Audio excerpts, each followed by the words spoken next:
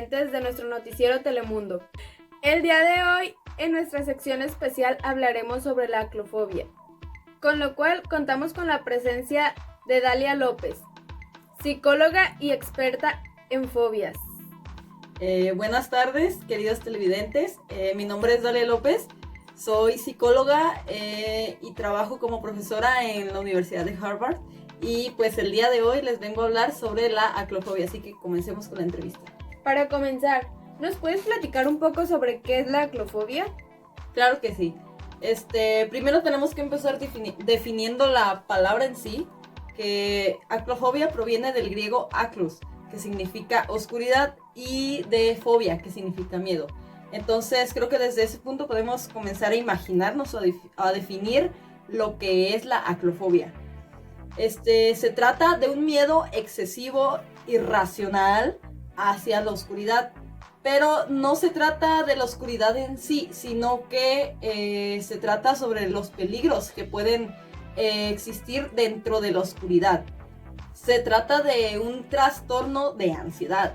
Esta fobia se puede dar en niños o también en adultos. En niños, por ejemplo, cuando nos dicen que no te portes mal porque en la noche te van a salir los monstruos, ¿verdad? Entonces de ahí, si se ponen a pensarlo, vemos que los monstruos en la noche, ¿por qué? Porque está oscuro. Entonces de ahí puede empezar eso de que el niño se comienza a imaginar de que me va a salir un monstruo, me va a asustar. Los niños ya saben. Entonces hay veces en que esta fobia se puede prolongar desde la niñez hasta la adultez, o también puede ocurrir que una persona se vuelva aclofóbica estando en la etapa de la adultez. ¿Ahora nos puedes platicar un poco sobre las características? Sí. Bueno, como ya lo había dicho en su definición, su característica principal es el miedo irracional a la oscuridad. Pero como ya lo había dicho, se trata de algo irreal, no tiene una base lógica en realidad. Y pues también las amenazas tampoco se tratan de cosas reales. Pero la característica principal de las fobias es que este miedo no se domina. Entonces, hay una línea entre el miedo y entre una fobia. El miedo, pues hasta cierto punto se puede controlar, pero ya se considera fobia cuando se trata de un miedo incontrolable. Entonces, esa es su principal característica, como en todas las fobias. Un miedo excesivo a la oscuridad, o más bien a las cosas que se presentan en la oscuridad. ¿Qué síntomas presenta un aclofóbico? Bueno, como ya les había dicho, se trata de un ataque de ansiedad. Entonces, podemos definir los síntomas en 3 tipos. Los primeros son los síntomas físicos. Por ejemplo, cuando una persona entra en un ataque de ansiedad por la aclofobia, generalmente presenta aceleración del ritmo cardíaco, sensación de asfixia, dolor de cabeza, sudoración extrema, vómitos y mareos, e incluso puede llegar a desvanecerse, o sea, a desmayarse. El segundo tipo de síntomas son los síntomas cognitivos. Como tal, los síntomas cognitivos son las imaginaciones. Todas esas cosas distorsionadas que se crean en la cabeza de un aclofóbico. Generalmente son pensamientos negativos, son pensamientos sobre peligros, como ya lo hemos dicho, peligros que no existen generalmente. Y las terceras y últimos síntomas son los síntomas conductuales. Bueno, existen 2 tipos de síntomas conductuales. Son los síntomas evitativos, que como su nombre lo dice, se trata de cuando un aclofóbico trata de evitar estar en una situación en la que entre en este ataque de pánico, en esta situación de ansiedad.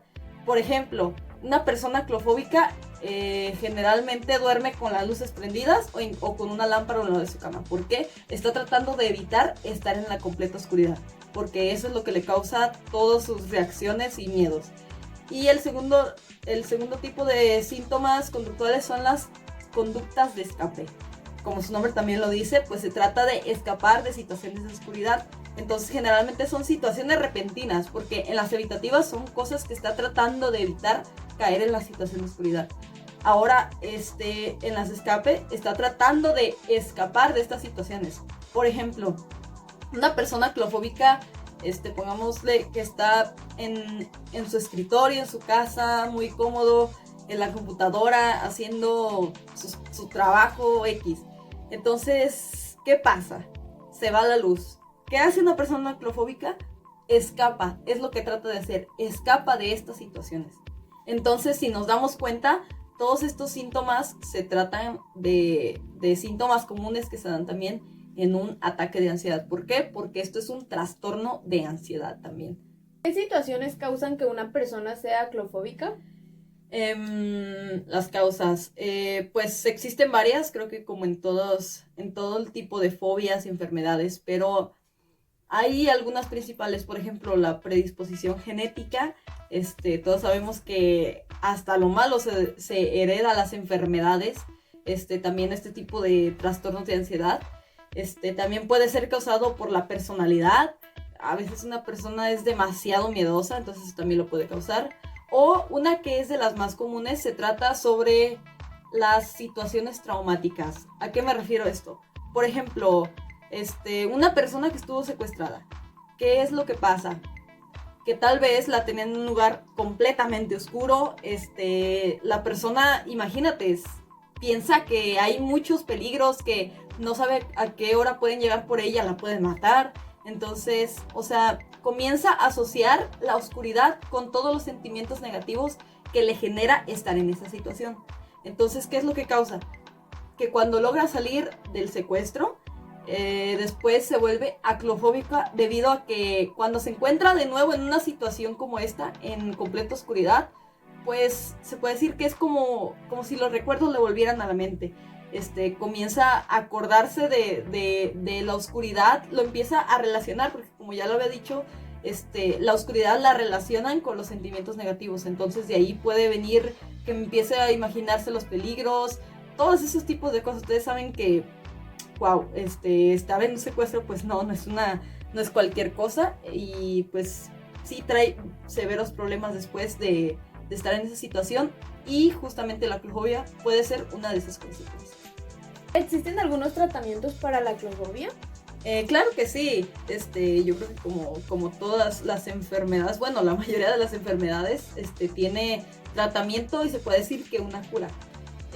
Pues lo primero que tienes que hacer antes de someterte a un tratamiento es obviamente definir el problema, identificarlo, saber, conocer que eres una persona clofóbica. También lo puedes hacer consultando a un experto. Después de eso, si no has consultado al experto, tienes que acudir, por ejemplo, a un psicólogo. Entonces de ahí ya se pueden derivar ciertos tratamientos para poder tratar esta fobia.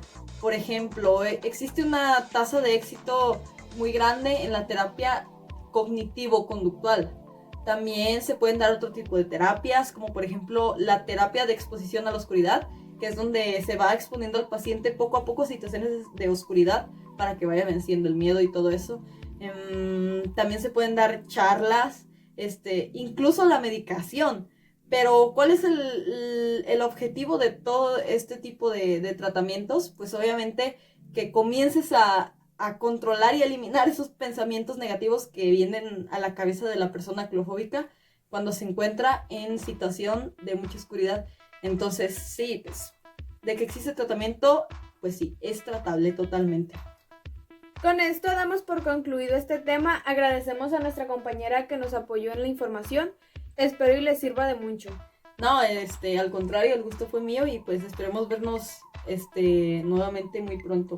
Nos vemos, gracias. Buenas noches. Buenas noches.